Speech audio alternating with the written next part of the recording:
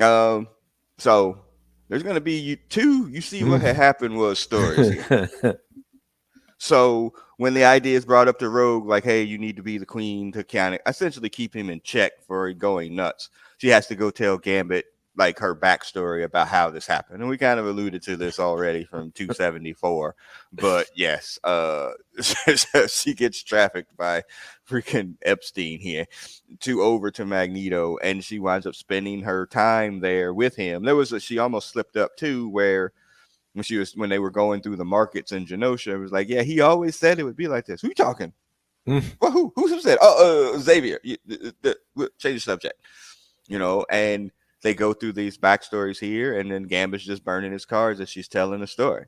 Some things are bigger than touch. Yeah, I thought it was actually handled very well. And they didn't weaken Gambit in that moment. No, He stayed in character essentially without doing or saying something that would have been something that character wouldn't have thought or said. look, like I think Gambit's probably the most likely to get Me Too canceled off this team. I thought he handled this turn in the relationship with remarkable maturity. Yes. Yeah. No, it was. The,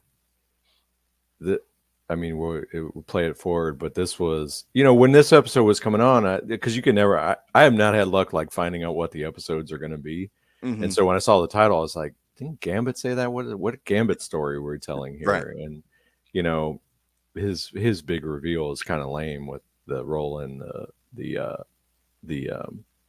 Mutant Massacre, and Mm-hmm. I keep reading stuff where like, oh, they did the Mutant Massacre story on the X-Men. I'm like, no, they didn't. The No. Mutant Massacre, whatever. Yeah. But anyway, yeah, no, this was like they mashed all the Rogue and Magneto stuff together in a way that didn't make sense. But this Mm. whole resolution of the triangle that they've been teasing here was, I thought, very well Yeah. handled. Yeah. And again, she was at MegaCon. The voice actress lady from for Rogue, like you could see the maturity in her voice and the Mhm. character, like over these 20 plus years or whatever since the show went off. But you can tell. I don't know. Like it's like, oh, her voice sounds like it would if she was before, whereas in the previous show it just sounded more like she was just like this young kid or whatever. So Yeah, even though there's no time frame difference allegedly for the show, it is, at least in terms of how it's being portrayed. I thought this was very well done. We get the freaking Savage Land outfit as much as we could in terms of a Goblin Queen version of it. But yeah. yes, now again, any con person want to show up looking like that, hey baby, I ain't coming home no more. All right, here we go. Oh, also, what had happened was back at the mansion. So, um, Gene is avoiding the interview.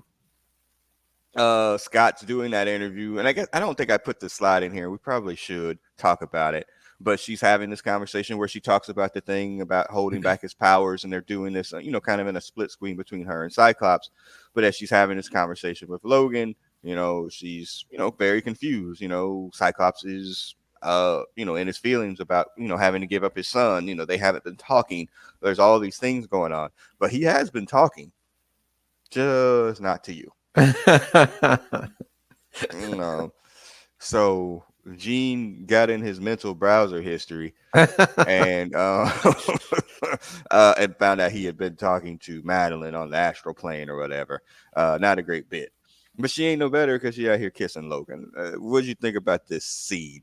So the funny part, well, I don't want to say funny, but the first part of it with her and Wolverine, like you said, he's been suppressed from this show. Literally, all he's done is the puppy dog look for Jean, Mm-hmm. and when it came time to like stand up for Jean or Madeline, like he's like I can't choose. I'm gonna be over Yeah. here in the corner. Like no, like he didn't do anything. So it was interesting. Like she finally kisses him, and this is the car he's been chasing this entire Mm-hmm. show, and he's like, "Oh, Yeah. probably shouldn't do that. Yeah. It's all right though, whatever." But Mm. in terms of this is like we talked about earlier. This is the part where Scott stopped making sense Mm. in the comics, and so after he's come back from being dead, like he is very detached, and Jean gets worried, and he's shut off from her and whatever. Well, it's because he's having, I guess they want to paint it as some sort of therapy with Right. the White Queen, but Mm, it was yeah. lightweight infidelity, at Yeah. least, if not more. Yeah. But this version, like, this actually makes sense. Like, Mm, in the story, like when she confronts him, like in the comic, like he has nothing to say, like, whatever, I did it, mm, you know. yeah. Now it's like, look, I'm confused. I don't know who's who. The one Right. thing I do know is she had my child, and my Hmm. child is gone, and I don't know what to do with that.